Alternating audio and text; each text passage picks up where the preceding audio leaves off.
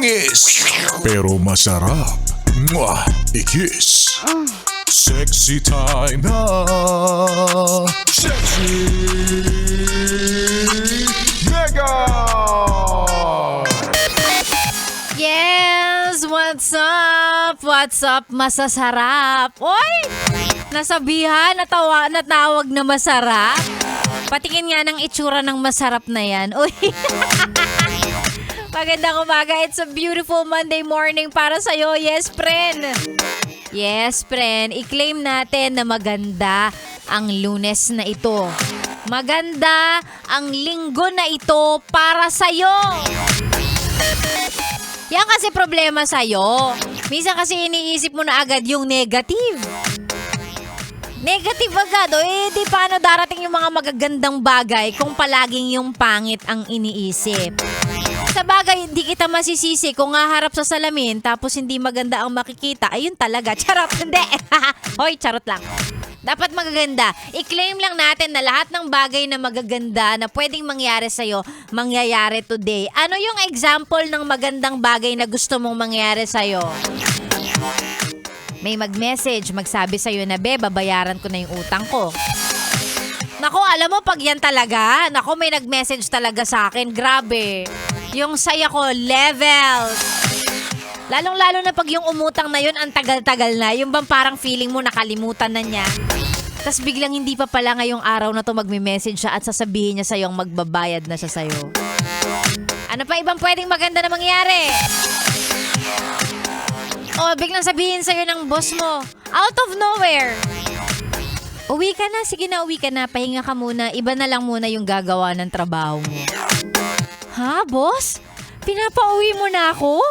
Bakit? Yung pala si Sante ka na. Charot lang.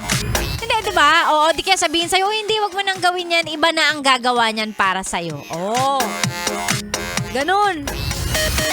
O di kaya naglalakad ka dyan sa labas. May nakita kang 1,000, may mapulot kang 1,000. Ang saya, be.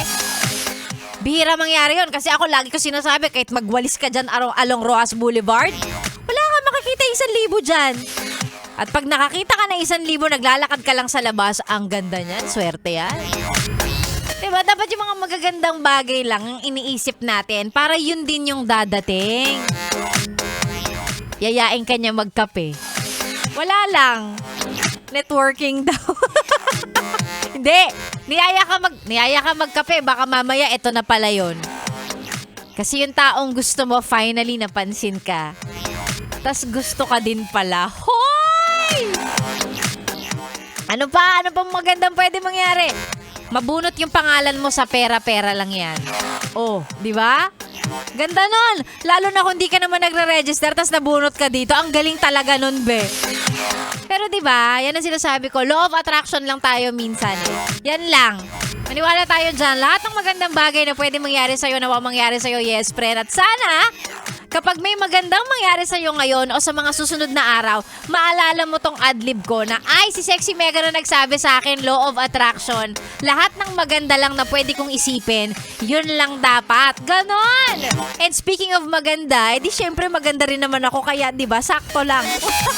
Unahin mo na ako. Ako na yung magandang pwede mong makasama sa mga oras na to. Sexy Mega na po ang inyong naririnig. Alas 9 hanggang tanghali tayo magkakasama sa mga gustong magpa-shoutout. Libre lang naman.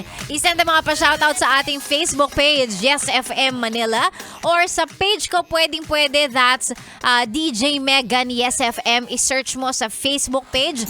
Syempre, ang gusto lang ni Sexy Megan, pag nag-send ka ng shoutout, gusto ko may pruwebang naka-Yes FM ka talaga. Alam mo kung ano yung pruwebang hinihingi ko? Picture ng radyo na nakatutok sa 101.1 Yes FM. Yun lang!